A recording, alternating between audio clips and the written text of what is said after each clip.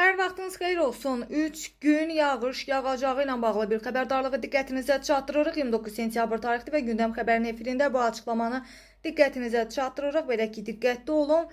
Bakıda və Abşeron yarımadasında sentyabrın 30-u axşamdan oktyabrın 1-i gündüzədək arabir yağış yağacağı gözlənilir. Bu barədə Milli Hidrometeorologiya Xidməti məlumat yayır və məlumatda bildirilir ki, yarımadanın ayrı-ayrı yerlərində yağışın qısa müddətli leysan xarakterli olacağı, şimşək çaxacağı ehtimal edilir.